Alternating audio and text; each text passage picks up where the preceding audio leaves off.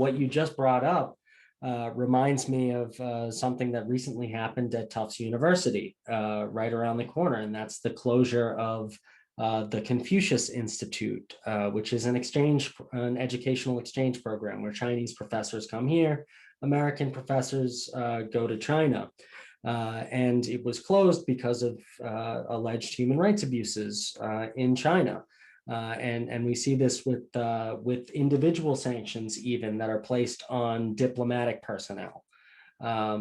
So even the sanctions that aren't so broad, even when countries get to sanctioning each other's diplomats, I feel like that can only drive a greater wedge between two nations, when what we need is more diplomacy. Yes. So let me start by saying I don't think these are, in the case of China, one doesn't have to say alleged human rights abuses. I mean, there are terrible human rights taking place in China.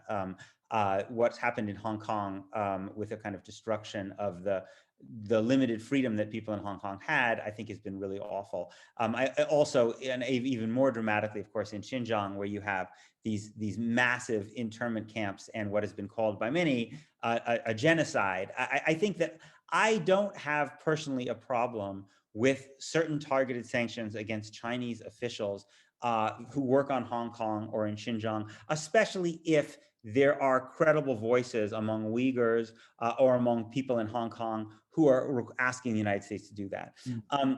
But where I think what we've moved way beyond that towards a kind of a neo-Cold War posture towards China, which first of all is not likely to have any success in ultimately helping the human rights in Hong Kong or in Xinjiang. Probably what it does is, by making America seem like this threatening enemy, it simply makes it easier for the kind of, the dictatorship in China to basically whip up nationalist sentiment and basically try to discredit anyone who actually wants to speak in behalf of freedom in China, and basically just label them an American agent, especially again, in a country which has a history of Western imperialism. And so is where a lot of people are highly sensitive to the notion of basically Western countries kind of interfering and telling them what to do.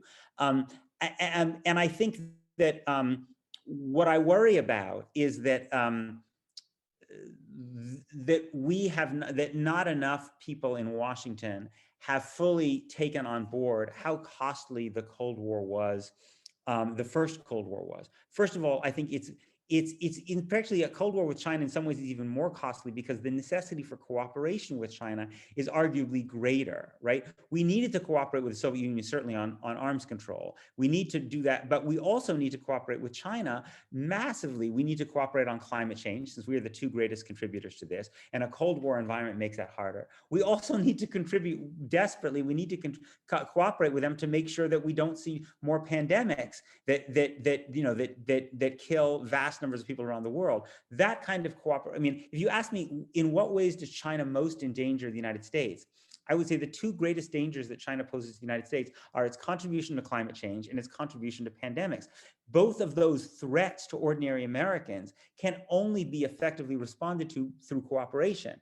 And a Cold War posture makes that cooperation much more difficult. And also, Cold Wars, what we learned in the first Cold War is that Cold Wars empower the national security state in the United States in ways that invariably lead to a degradation of civil liberties and civil rights in the United States. We see now with the FBI, with the FBI's kind of massive kind of investigations of many Chinese and Chinese American researchers, most of whom, as far as I know, are having their careers destroyed, not because they're even being accused of espionage. Basically, what they're being accused of is not having filled out some requisite disclosure form back from a time 10 years ago when they were being encouraged to do joint work with Chinese institutions. And now the pendulum has shifted, and now they're having their careers ruined because they didn't fill out some form that basically said they were working with a Chinese university. And I think that it's important to say that, again, human rights criticisms of China is not necessarily anti-Chinese or anti-Asian, right? Many people in China themselves are calling for these criticisms. But when you feed paranoia about China. And you basically say things like China is about to take over the United States, is about to take over the world. That's when you create a climate of hysteria that, again, evokes the hysteria in the 1950s during the McCarthy era. And that's when I think you can see how that feeds into this violence against Chinese and Asian Americans that we're seeing tragically having grown in the last year. Yeah, and we're deeply concerned about that here at Massachusetts Peace Action, that the anti-China rhetoric of the Trump administration, which was flagrant and pretty openly racist, has contributed to Asian hate. But we're also worried about a continuation of some of these same policies in the Biden administration, even if he's using different language. I saw that as a sub-theme of his State of the Union was we need to invest in our country so we can beat China. And it's just not the mind frame that helps us solve these global problems that we desperately need to solve.